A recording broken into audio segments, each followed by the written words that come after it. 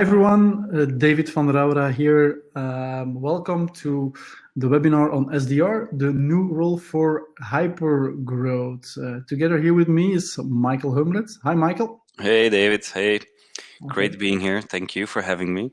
Yeah, you're welcome. You're welcome. Short introduction. My name is David van Rauwra. I'm the founding partner at Growforce.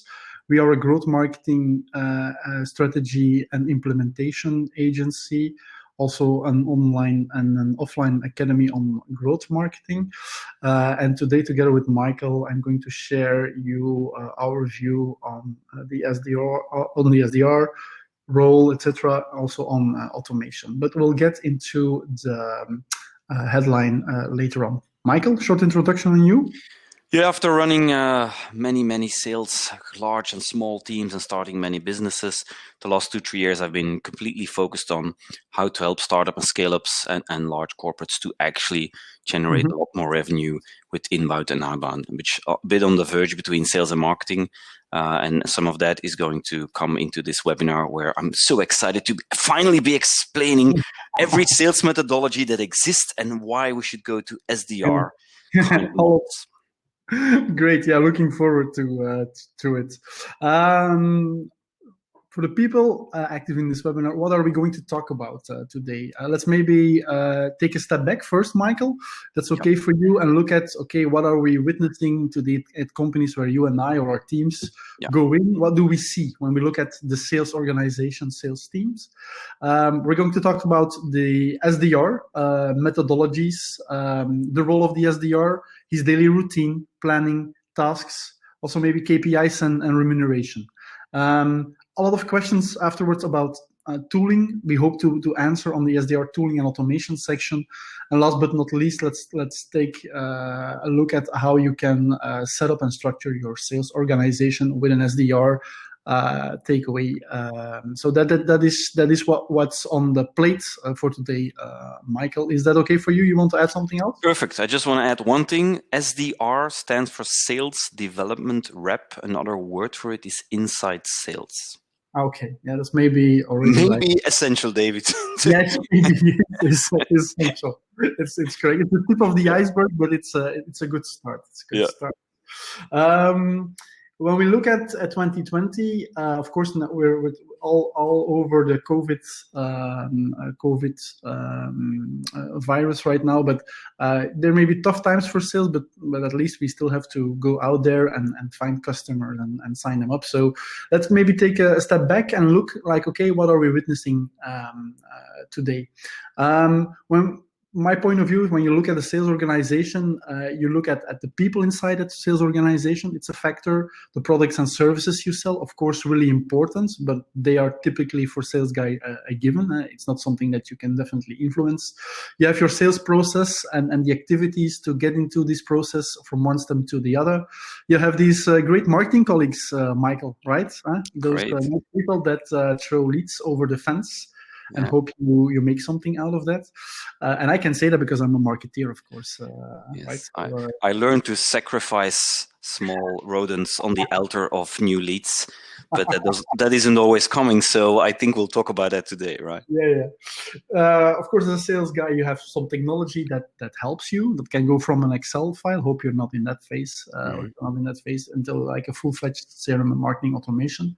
The targets and KPIs you deal in day out, and then you have the prospects and customer, the external people that, of course, are really important in this process. Now, Michael, I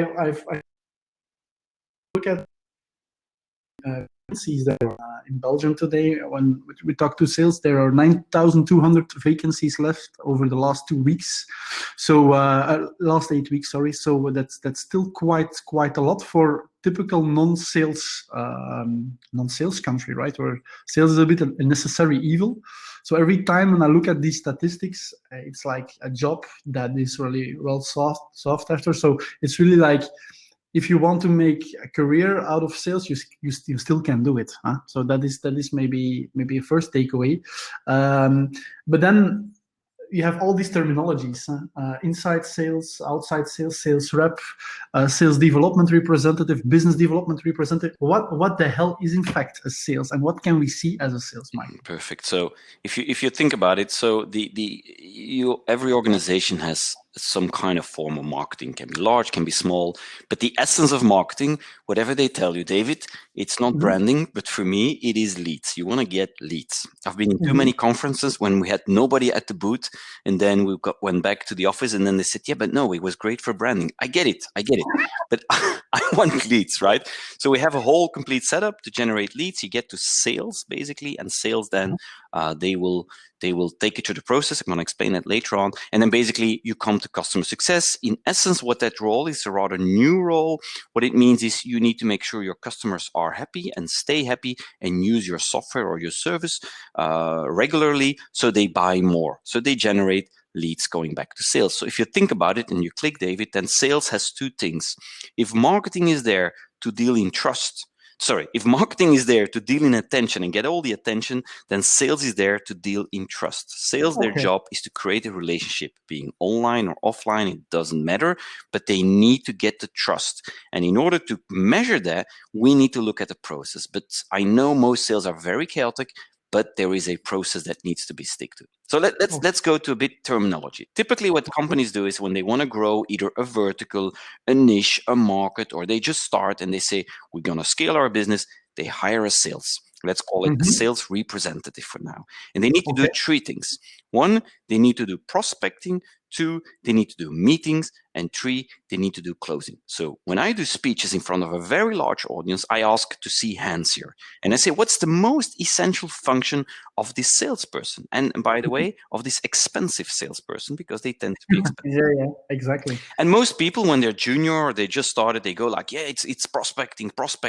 And when they get a bit experience, they go, no, meetings. But the real guys, they know it's closing. For me, sales, you pay them money so they close deals, right? And that is exactly where one of the fundamental problems is coming when you start to grow and you start hiring sales, you start building it up. But before we go there, I think you wanted to dig a bit deeper into the other problems you see. This closing is all cool, Michael, but when I go in, and then even from a marketing perspective, I see this guy, let's call him Tom. And Tom is responsible for, he has to find new customers. So he's in account research, and then he needs to do cold calling, because of course a real sales guy does cold calling, right? And then when he nails that meeting, he has to go to that meeting, give like a really let's say convincing presentation on how good this company is. He's dealing in trust there, Michael. Yeah. And then he gets feedback from the customer. He has to scope the opportunity with the product team, whatever, or with the pre-sales, and then he has to create a proposal. And then he has to negotiate on this proposal. He has to close this deal, and once it's closed, probably he has to hand over 10 files to finance, then do the account management to make sure the implementation goes right. Fill in CRM, Yeah. And by the way, if he has the time, also reply to technical questions. And then I get a little bit nervous because, and I'm sorry to say that, Michael, there are two major problems here.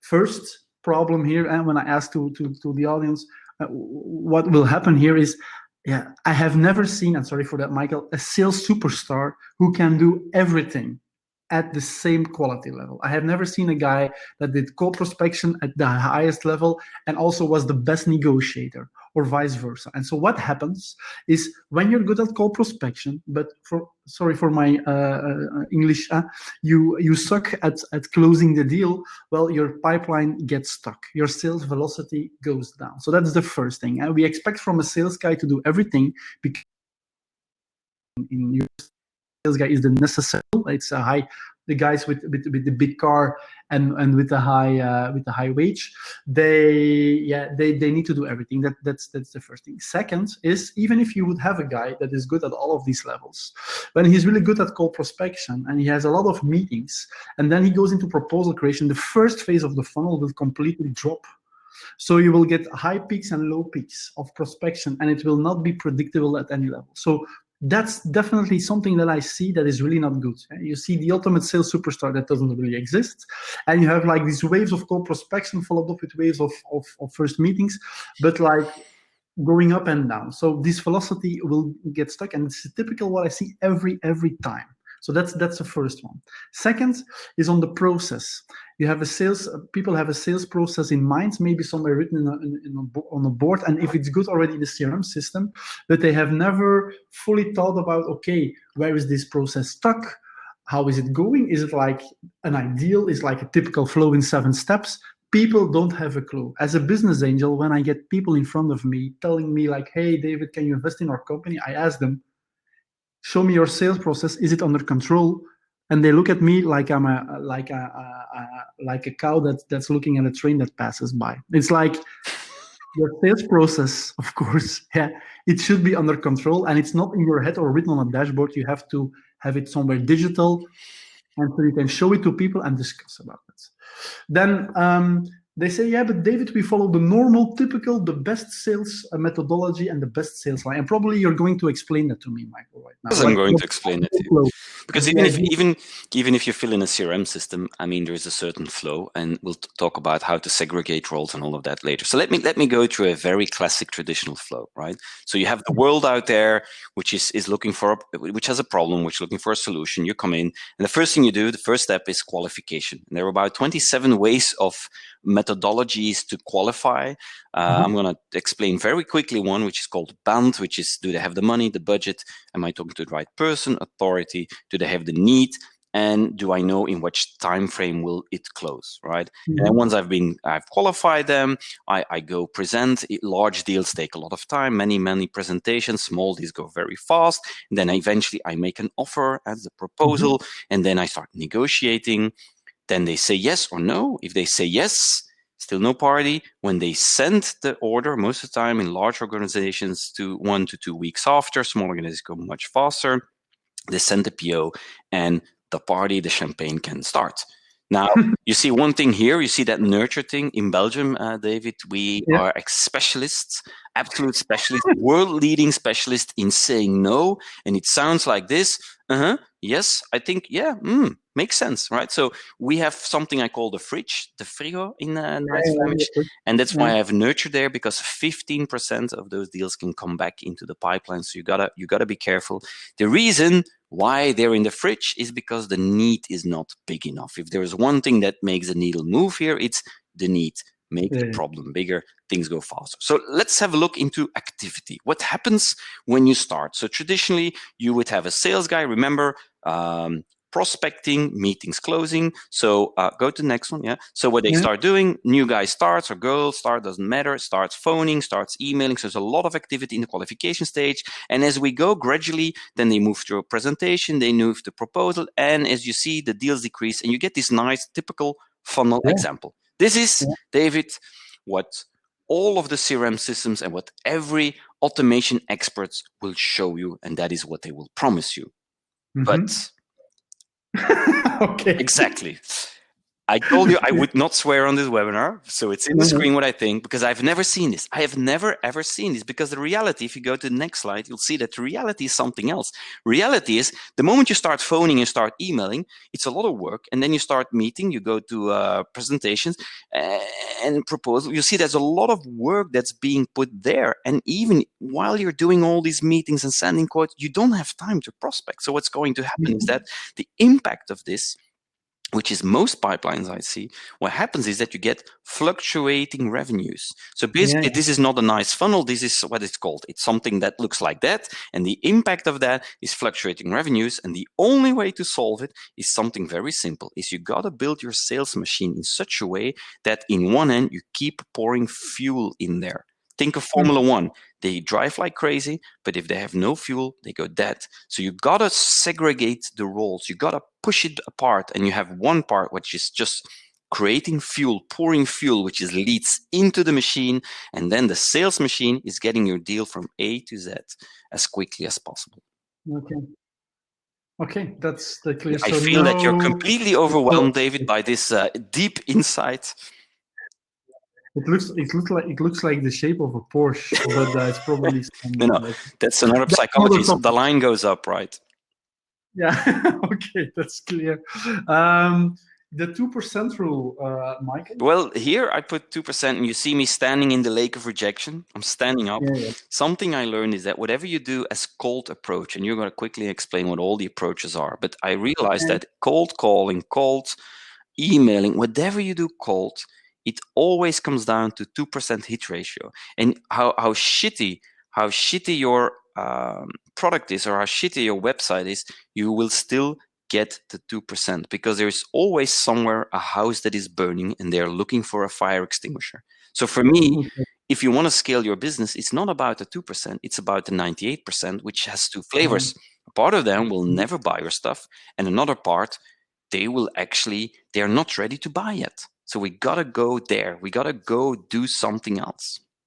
Yeah, but I mean, with these 2%, you will give high hopes to people that really have a shitty product. So, but again, let me give you one example, a completely different. I read this morning a whole study.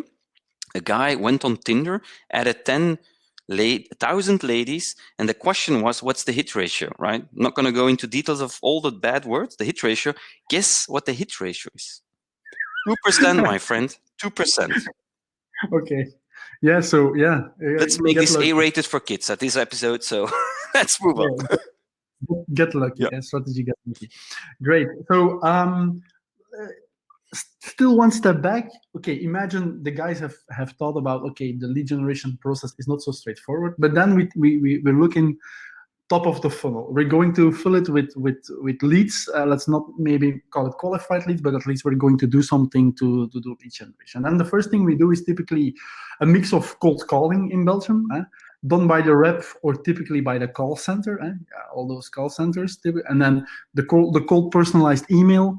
You have the LinkedIn connection.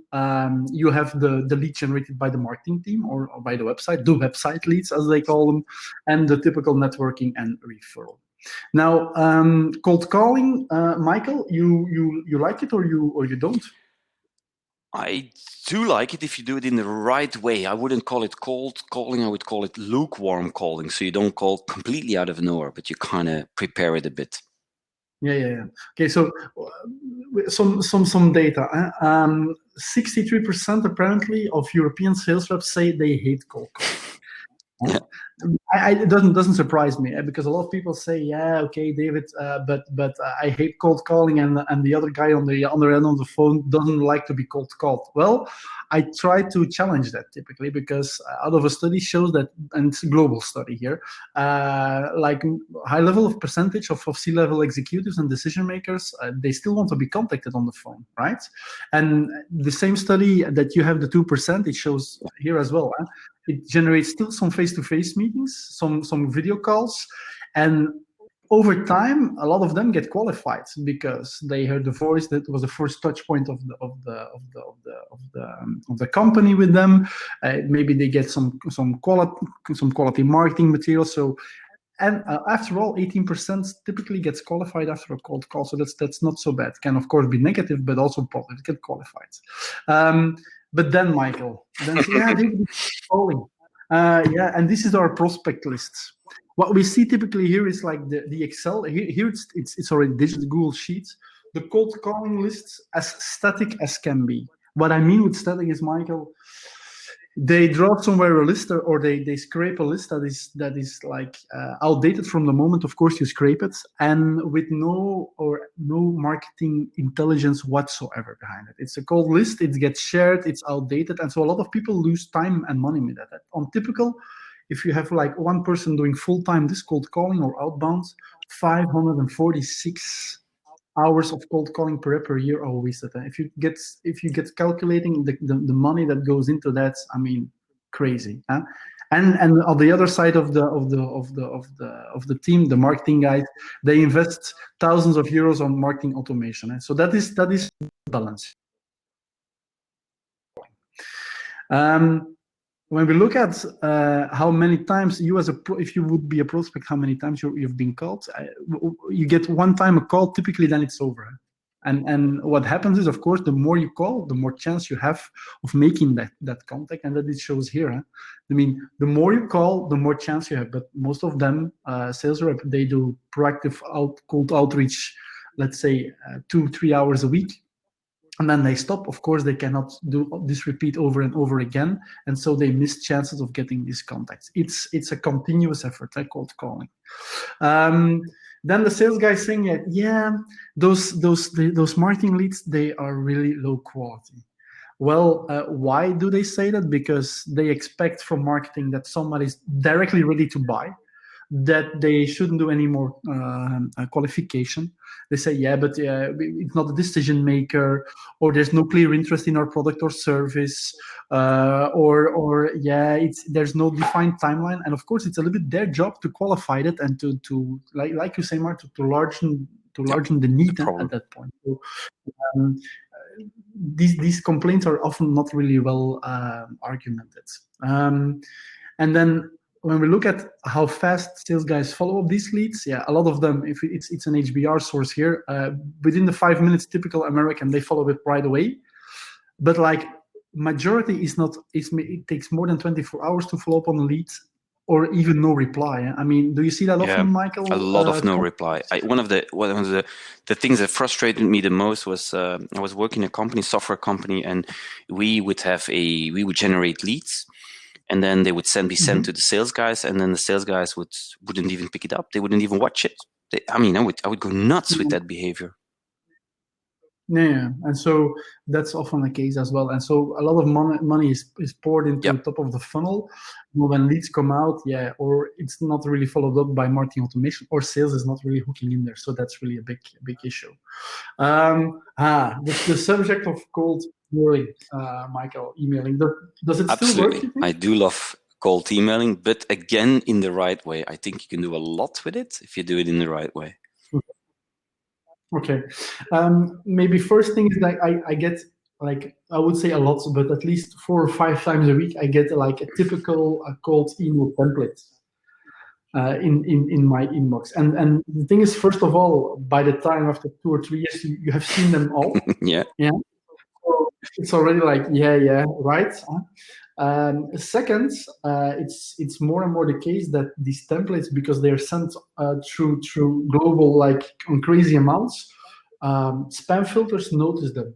So, for example, in Gmail, it's an example here on the screen. When you just take a typical HubSpot template, after 2 days, you are in the spam folder automatically. So definitely there are ways, and we'll talk about that later, of course, how to avoid it and how to do still cold mailing without being directly going into that spam folder of your recipient. Then okay, we have other things, but if we look at the 3 main sources, Michael, so if we look at sales and we start looking into leads, and then we take it like really high level, there are 3 origins, and number 1 is referral leads. That's, by the way, the reason why founders and co-founders and executives are actually really good salespeople, because they do referral selling. It's all about trust. If I tell you, David, you should buy that type of CRM software, you'll probably trust me. The problem with that one is it thrives on your personal network, and it thrives on your personal brand, but it's really hard to scale. So you can keep doing that for large deals, but you cannot scale that properly. Second one is inbound leads. People have a problem, or they're looking and they find you, so they come towards you. And the last one is outbound. It's the cold calling. I kick in the door. You don't know me, but I'm just going to grab you, shout you, and say, you got to buy this, right? So when I'm on a stage and I asked the people, and I said, listen, what do you think if you have 1 million to spend? 1 million. Where would you put your 1 million? You can only take one of those 3. Yeah. Of course, I would go for referral, but I know out of experience, and okay, that I'm biased here, but that's not scalable. So this million, I cannot force referral. I can push it a little bit, but I cannot scale it. And so that leaves me on inbound and outbound. And then I would say, I would go for inbound, because I know this. I mean, the investment in sales to bring that immediate ROI, or in outbound, in pure cold outbound, I would invest here, of course, in inbound. But maybe I'm wrong.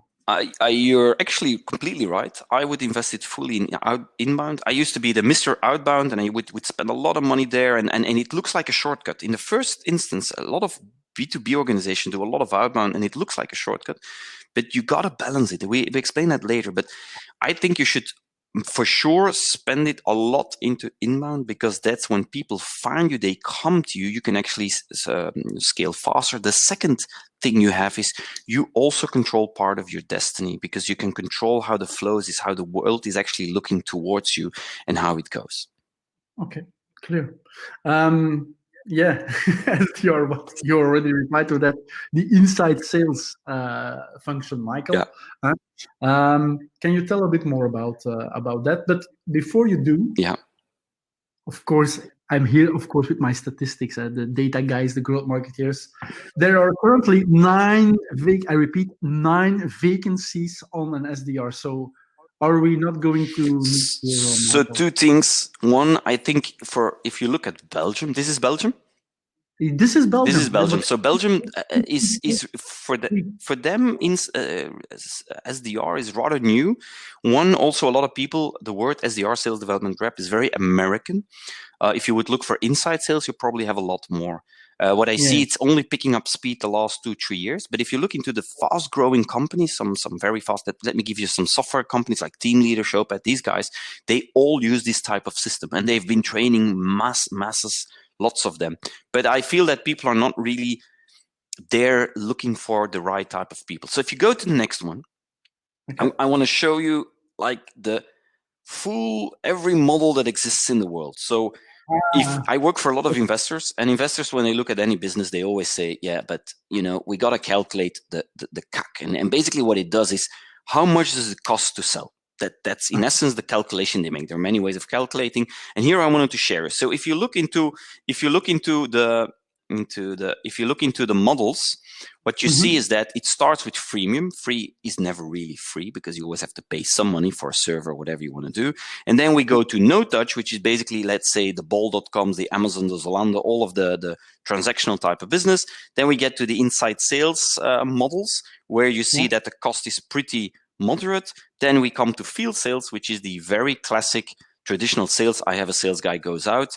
And then we come to the field sales with SE, stands for sales engineers. Basically what you have here is you have some very complex software. For instance, you would go in, sales guy would do the chit chat, and when they ask a sensible question, they say, talk to this guy or that girl, they really know what's happening, right? Yeah, exactly. These amounts honestly are even sometimes very low, because when I was in a business, I can't tell you which one, we calculate that every deal costs 270,000 euros. So I want to make you aware, before we even go further, that it is important to figure out how much does it cost per deal. Plus, these models are pretty expensive. When you start looking in that, a sales is very expensive. So you see that mid area, that is where the potential, the inside sales, sales SDR, is where the highest growth is. So let's go to explaining all the methodologies that exist. So I spent some time writing them all down. So let's start with the first one. First one is purely do-it-yourself, self-service. Not gonna touch it today. Next one is hardcore transactional selling. Bol.com, Zalando, not gonna touch today, because I don't think it's relevant for inside sales model. Third model, 20 years ago, David, when I was young and beautiful, my boss said, Michael, we gotta go for solution selling. And I'm amazed. I still get phone calls from CEOs telling me, Michael, we got to start with this new methodology called solution selling. I go, are you nuts? You're 20 years old. I mean, this is crazy, right? So what does it mean? It means something very simple. The customer, the prospect, knows exactly what the problem is, and he's looking for a solution. You can imagine the impact. Sales goes pretty fast because he knows the solution. Two, they can compare. That's why you get all the feature comparison. That's why most of the websites you currently see, it's all solution selling. It's like, this is what it does. But imagine I don't know what it does. So the reaction to solution selling is something else. We figured out there are prospects that know they have a problem, but they do not know exactly what the problem is. So the rise of consultancy agencies that said, you know what, I'm going to do an analysis for 3 months. You're going to pay me 20K, and then I'm going to figure out what it is. And then after 3 months, I say, you know, this is the exact problem, and I can solve it for you, which then created another effect, longer sales cycles, because people don't trust it. That other effect on top was proof of concept box. Let me try it. Let me see if my user use it, if it can integrate, if it can actually do what it is. And this is what you see a lot of the times currently in the software world. We get stuck. Now, a few years ago, they did a very large study on all sales personalities and how people would buy. And they figured out there is another way of doing it. And it's called provocative selling. And provocative selling is actually you go in to an executive and then you click a button now, David. And then what happens is you say, listen, something's out there and it has eaten 10% of your market share and you have never heard of it. I can tell you every executive in the world will pay attention to that sentence and say, what? So this works really well. You shorten again the sales cycles. Be careful. It only works on very executive level. And then I thought, we're there, right? We're there. But we're not there because I think there is something else happening. And I think we got to look into something because all the methodologies I just phrased now, they're all geared around one thing. That's selling one deal. But the world doesn't work on one deal. Most of the businesses I meet want to sell more than one deal. They want to sell recurrent because that's where there is a lot of equity value in the company. And it also is the highest benefit. You do the sales once, so we got to do something else. And I figured out that the biggest revolution in sales on this moment is all about the sales model itself, actually. It's all about the fact that we got to sell to more than one time. So and we have to rebalance the cost of an organization. So I believe that the SDR model or the inside sales model is currently the new sales methodology and everything around it. Now, by accident, we're in full Corona phase. So I think this is even more critical than everything before, because that is where the quickest gain is going to be. Yeah. Okay. Interesting. So you want to take us back to the customer. And one of the reasons why is if we go very quickly through a buying journey, because you can spend 5 hours explaining this, it's very simple. I am aware of a problem. Something's wrong. I don't know what. I'm going to educate myself. I go to Google. I type it in because I don't trust the sales. I do trust the search engine for some reason, right? And then I go to the second largest search engine, which is YouTube. They search differently. What is, how to. I pick a solution or a service, and then I integrate it into my life. Now, people forget, once I've done that, I will be retargeted by all these websites. So the next 3-4 weeks, I'll be hit by constantly different tools or different services. So it means that people can easily switch back. So what happens now is that buyers keep ping-ponging between the education and the selection. So that green line that you see there for me is where you close the deal. When people are in the educational phase, you cannot close the deal because it will not work. That's why all these pipelines get stuck. So you got to close the deal when they're ready to buy, which is when they're in the selection phase. Okay. Clear. So let me then immediately make a jump, because it's all fine, Michael, you're explaining sales, and we've heard this story before. What does it mean now? What's a day in the life of an SDR? And I get this question a lot. Okay, I want to hire an SDR. I'm convinced. What do they do? So they got to do 2 things. 1, they got to connect to as many leads as possible, as many prospects as possible. 2, they can't do the shortcut on sales. You can't just phone up and say, buy my stuff. Remember, 2%. You don't want that. So what we're going to do is we're going to educate the people, and we're going to qualify the leads. Are they ready to buy yet or not? Do we need to tell them more? Do we need to educate them on the problem? So how does that work a day? First of all, I want them to come in and do a stand-up. Very short. What are you going to do today? Get the blood rushing, stand them up. It's the adrenaline. And then the first part of the day, it's all about research, social connection, respond, because the day before they've done work and they got to do some emails. They got to go on social and they got to add. There's a lot of attention on that moment. Then they lock themselves in a room and you do reach out. Yes, it's tough for everybody, but you keep it short. It's bang, bang, bang, bang. Take a break. Second part of the reach out. Then you stop just before lunch. You follow up on emails because you will have promised things and you got to keep your promise. You do your lunch, you go to social. After lunch, people go during lunch, they fiddle around on their phone, you do social, and you follow up again with emails. Then you do one more hit on cold outreach, you take a break, you wrap it up. Basically, you build your lists again for the day after, you do some research, which are my top customers, and you prepare for the day after. Go home at 5, sport, get some rest. You're completely silent, Tough Dave. day. Tough day. Tough day. Yeah, tough day. Swimming, yeah. you got to swim through the lake of rejection the whole day, because there's a lot of no. But if you keep this, so one of the things that I keep seeing, what annoys me is everybody talks to me about quality. I agree, but I also need quantity. I need to get fuel. This is the way to get fuel. Build a machine, that keeps going. And do you have numbers? Yeah. Volumes? Oh, good one. So what does that mean actually? So one, we're all people, so that means that we'll never be consistent. It's going to go up. Sometimes you feel like you're in shape. You're going to do more cold calling. You're going to do more calling. Sometimes you're going to do more emailing. So what does that mean? It's going to be between 30 to 50 cold calls per day. It's going to be between 30 to 70 cold emails per day, to give you a feeling, depending on business you're in, B2B, B2C, and what type. But I want you to get to a certain volume, minimum volume, right? That's important. So then the question, of course, is, yeah, Michael, but how do we pay these people? Well, it's very simple. So you pay for what you want. If you want leads, you pay for leads. If you want recurring software, you pay for recurring. So it doesn't matter. So there are two mechanisms. One is, they call it fixed versus variable. So basically you say, for instance, I'm going to pay you a fixed salary of 70%, and then the rest is variable. Typical inside sales would even be 90% fixed and then 10% variable. Now, this is typical Belgium because we get very high tax, right? So we get 58% taxes on whatever. Yes, for the American people listening, 58%. I see this model working this way a lot into Benelux, France, a bit of Germany, UK, US is very different. That's one mechanism, and you see clearly what the problem is. It is good for stability, but not for aggressive growth. So you go to the next model, for instance, there you do it very differently. There you basically pay a percentage on everything you sell. So it's good for aggressive growth. It weeds out at the bottom, as they say, and it has low impact on base salaries. So if you go, so those are the two type of models you can have.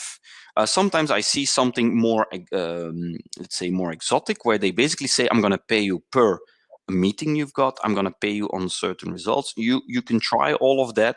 I basically just remember, whatever you pay, that is what you will get. I've added to this slide deck several more rules.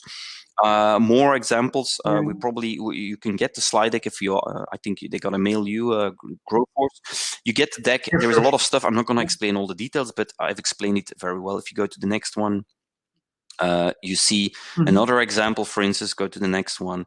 You see another example how to scale. One of the things, major elements I want to give to you is, if you say at 100% we stop, that's not ideal, because people will see the limit and they'll stop just before. So you got to make sure that if they hit the 100%, they can double, triple their income. They can really grow through. And that is where you will see very high growth models.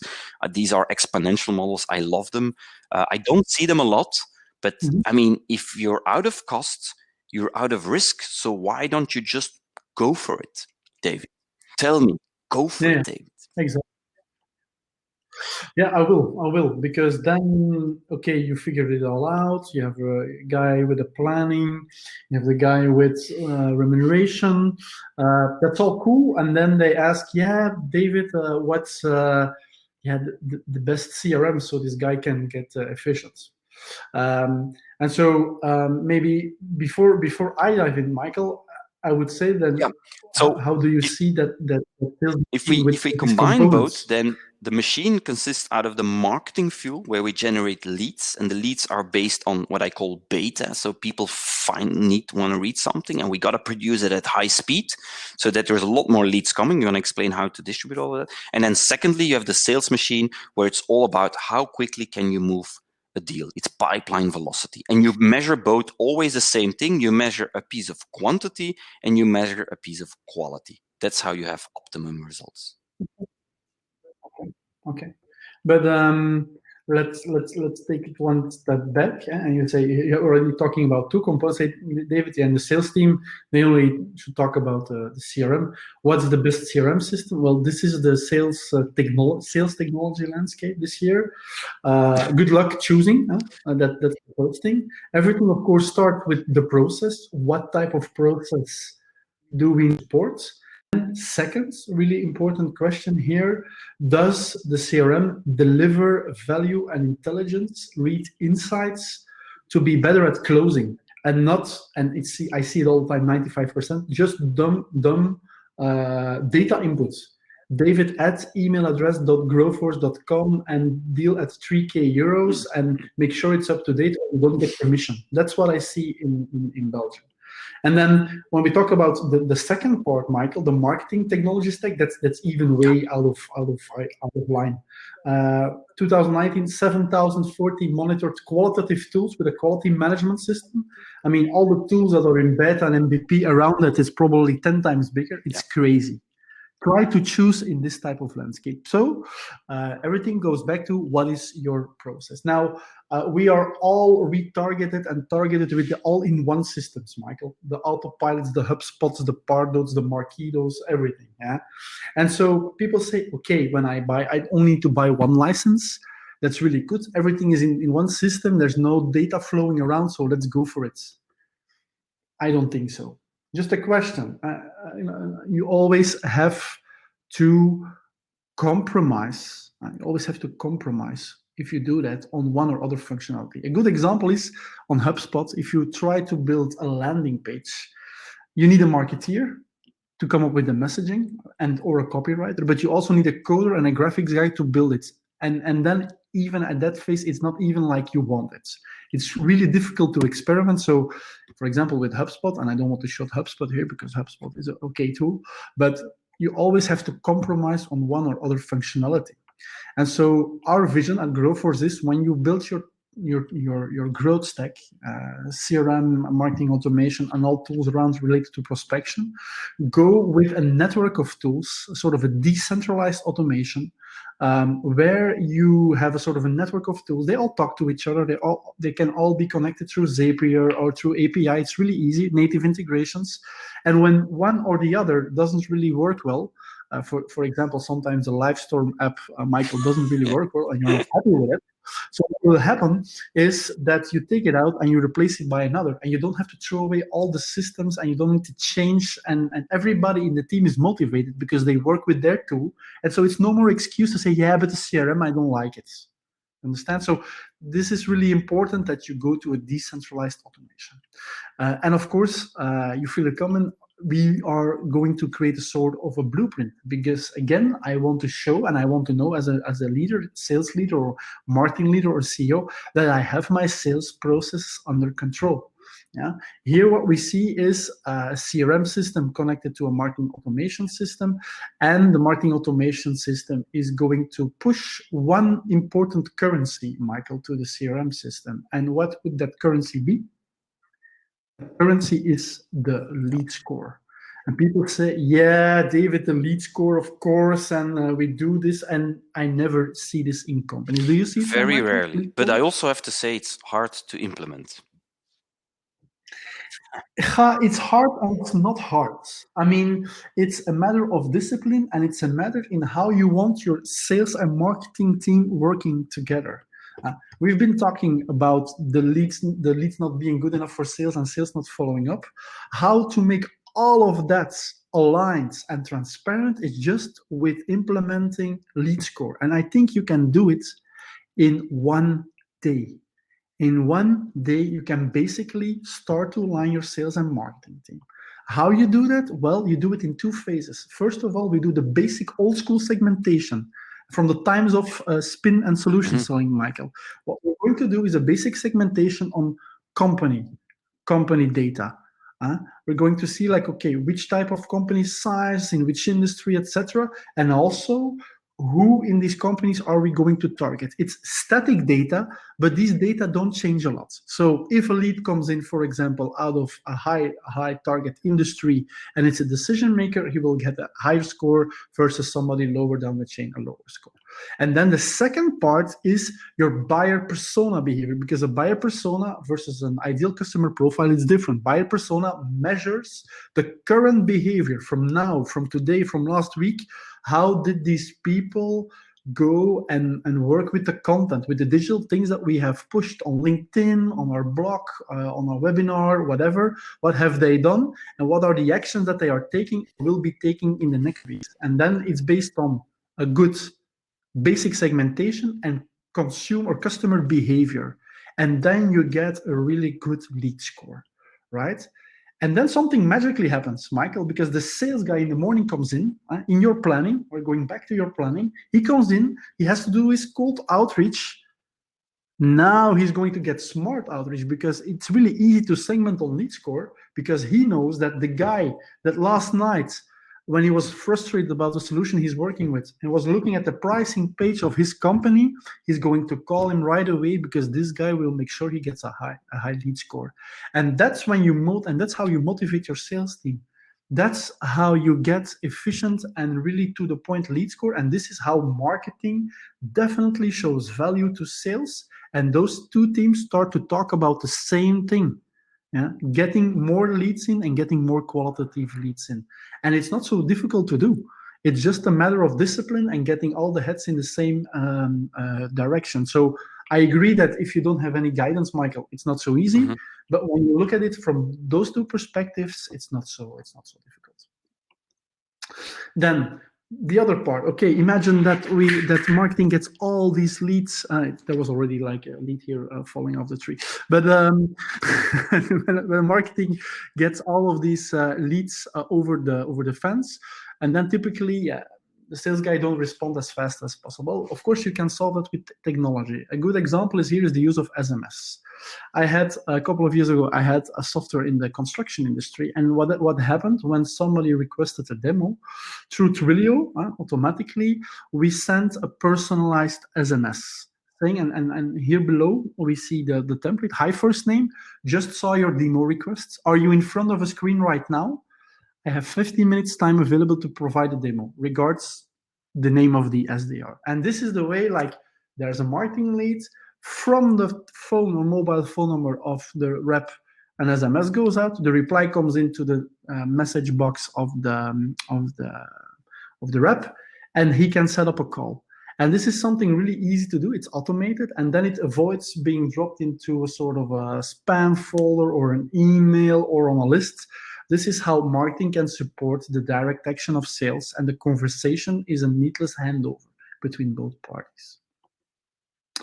Then the personalized cold email sequence. Michael, you're still a fan. Yeah.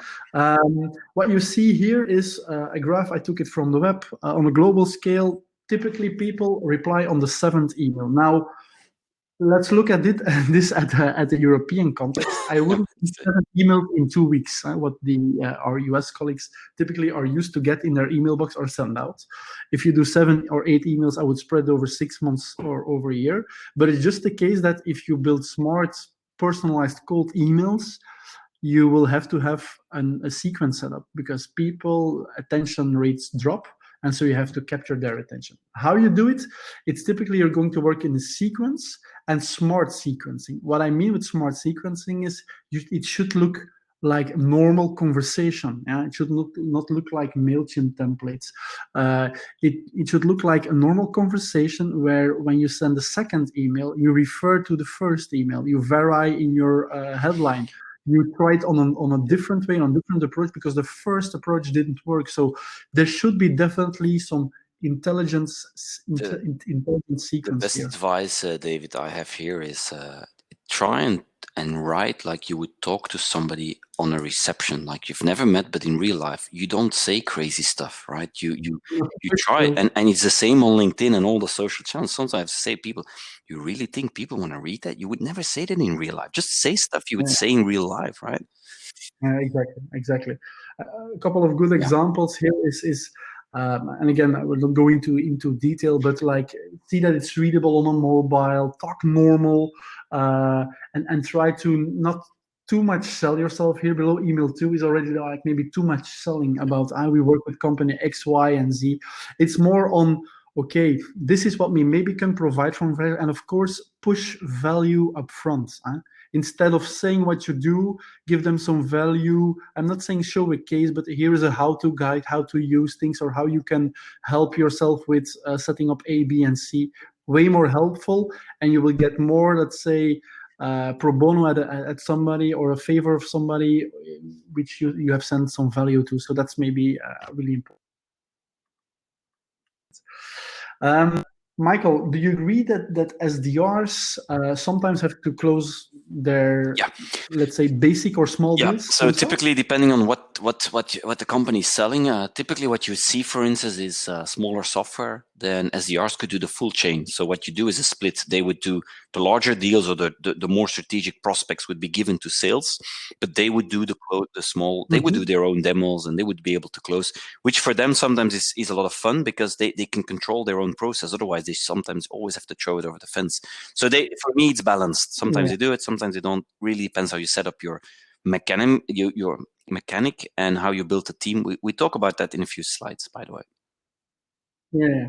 Well, what I see a lot is that people or SDRs will send out a proposal after a demo, and then it's a static proposal PDF, and then maybe they can just track when it's opened, and then it's done. So what we always do at Growforce, but also customers, we try to, of course, at Growth Marketers, we measure everything. So what we do is we create web proposals.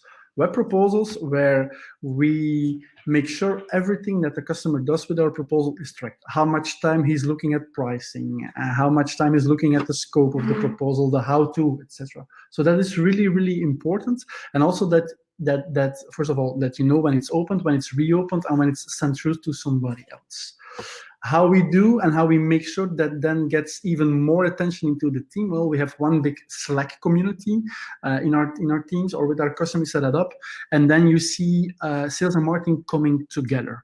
Here, what we do is when a proposal is opened, there's an automatic push to our Slack channel to say, like, hey, the customer has opened the proposal. The customer has seen the proposal. The customer has looked at the proposal, this number of it. So it creates a sort of commercial culture where the marketing guys say, okay, hey, the guys are working of sales, the proposals are opened, and it gives an immediate heads up, okay, the customer has opened the proposal, now it's time to maybe follow up or whatever. So it creates a sort of a vibe that you normally, when you send out a basic PDF and you don't know what happens, I mean, you need to create that commercial culture. It's like a pulse. You see that in the beginning, I had big issues with Slack, but I see it. It's like a pulse, like beating. Okay, stuff is going on. I'm behind. Yeah. I got to do something, right? Yeah.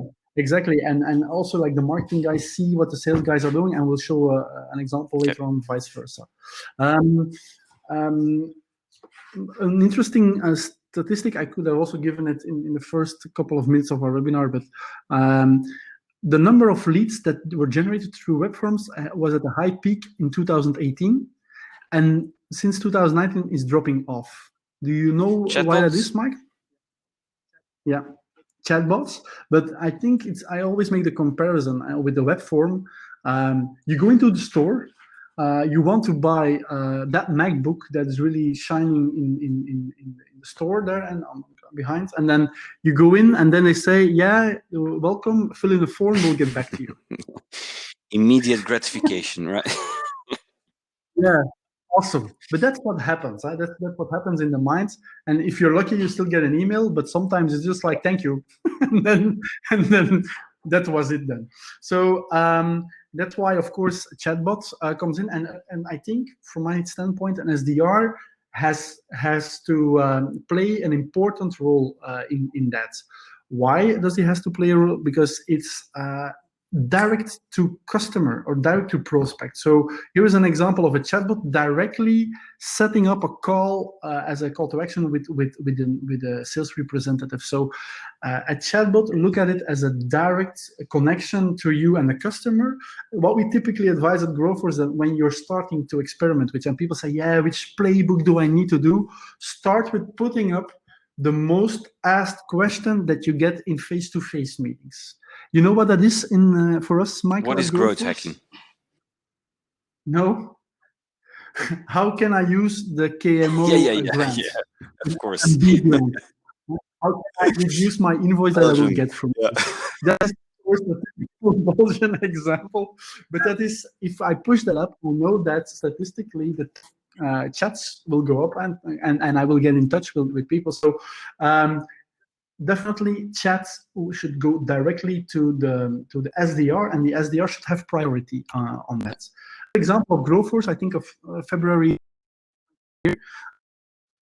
KMO portfolio question. So I walk the talk, and then, or we walk the talk, and then what you see is then, of course, people ask questions, and it's directly related to subscription, and the SDR, or here the responsible for our academy, jumps in the Slack. It's in the Slack environment, starts to chat, and tries that conversation on the closing up and running. So this is an example. Again, in that Slack community, it creates a commercial culture.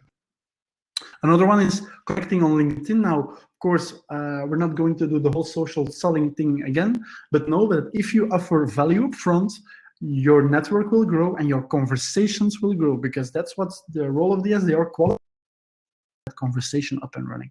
Here we see an invitation, automated invitation on LinkedIn Sales Navigator through DuckSoup, for example. DuckSoup will use all the variables based on a LinkedIn profile on a list, and we'll use all these variables in personalized connection messages. What we're going to do is invite on an automatic way people into an offline event.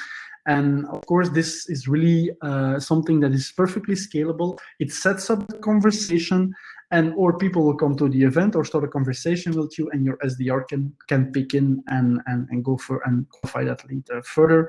Another one here is running with our free growth marketing course, Growth Marketing Essentials.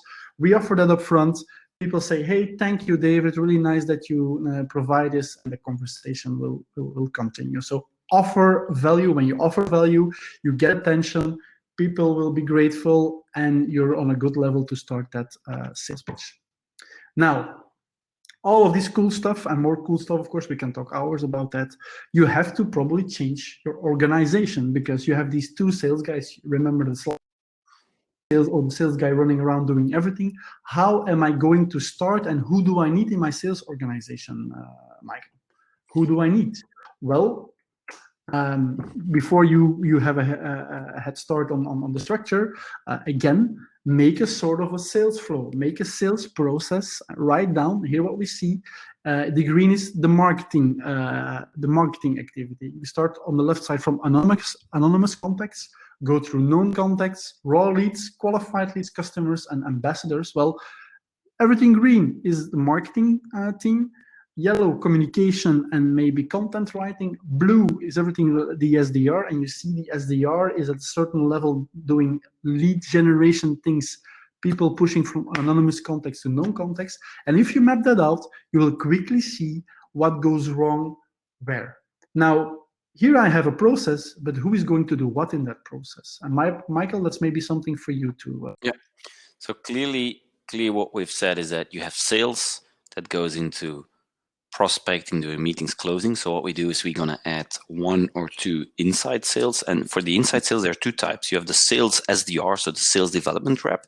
That's basically geared around doing everything outbound, cold outreach. I mean, they're really going to push on social, and they're really going to reach out. Classic, let's call them a bit the hunter more approach. But you also have a lot of inbound where people come to you and ask you questions, what you just explained. And that is called an MDR. It's called a marketing development rep. Basically, their job is most of the time to qualify. Is this the right person? Can this person buy my stuff, right? Can you go? So if you have those 2 roles, which are fundamentally a little bit different, you could think of organizational setup. So if you go to the next slide, you could say a classic inbound organization where there's a lot of things coming in. You would have 1 marketing development rep qualifying, figuring it out, sending it to 2 sales. If you go to the next one, you'll see that a classic, if you go to the next one.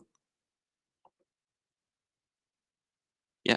If you go to standard organizations, you would have both of them. You would have an SDR and an MDR, and they would have 2 sales sitting behind. Go to really outbound, really pushing to the outwards world. Well, you need 2 SDRs, right? Reaching out, getting the meetings, and sales is going to do the meetings. And then a very large account where you have to be a little bit careful, because then you're talking to executives. So the quality of your communication needs to be really at point.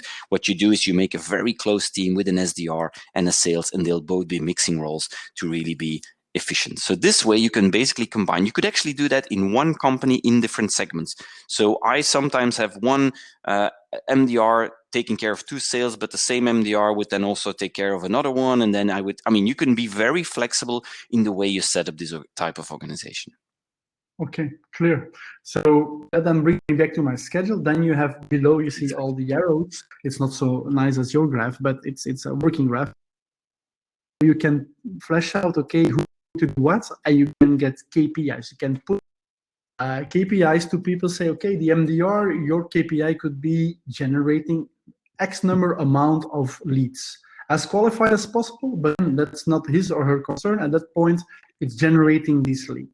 The sales guy could, of course, will be responsible for generating leads and qualifying them. You have a growth marketeer, maybe in a specific segment, doing some lead generation as well. And as it goes on, everybody gets his KPI. And then, of course, it feels like, for a personal level, I have my sales process, my sales team under control, but also to your board. Say like, hey, this is our flow, this is our process. If we talk about a problem, you can zoom in, you can say, what are we going to do? Are we going to put someone else here? Are we going to scale up, scale down? Where is the problem? And then you have your process under control. People, process, the product, of course, and of course your automation. So this is a nice example of how it could look like. Now, Michael, I've seen that our time is practically up. It's just like, I think 1 hour. It's like it's fully more lucky, I think. So yeah, what's next? And I've put the baseline below. Change before you have to, because so if you click on the next slide, David and I are absolutely confident that if you just take one of the slides, you just listen 2 minutes, and you just take whatever advice we gave, it's going to be you rowing on top of the lake of rejection. We're absolutely confident. So if you then start looking in, well, what can we do next? Well, David, go to the next slide. And what we can do actually next is that there are two ways. Either you can follow a training. We teach you how to do all of that. So if we realized there is no inside sales training in Belgium. There is no SDR training in Belgium. So we created the ultimate inside sales training, or the ultimate SDR training in Belgium, where we combine all of this information, but then spread across 5 half days. It's pretty extensive, and we'll do it online, of course. And secondly, of course, David and I, that's what we do. We help companies do this. So we're always open for a chat. We're always open for a coffee, a virtual coffee these days, where we can actually explain to you how to do these steps and how to implement and share many ridiculous amount of use cases, how others have done it, and how you can shortcut your time. Exactly. So if you have any questions on, okay, I want to change my organization, definitely do a shout out. We're here to help. And these are typical challenges that seem like a high mountain to climb, but if it's a phased approach, definitely something that's doable nowadays. Okay, then what I would say is thank you for your attention. I hope you enjoyed it. What we also will do, we'll send you the recording of the webinar. Mike, thank you for your time. Pleasure was mine. For your insights, and if you have any questions, we will send out again the recording. If you have any questions, feel free to reply to the webinar, and I will distribute them to Michael, or I will answer them myself if related to my topics, or vice versa related to the topics of Michael. Thank you so much. Have a nice day. Take care. Bye-bye. Bye.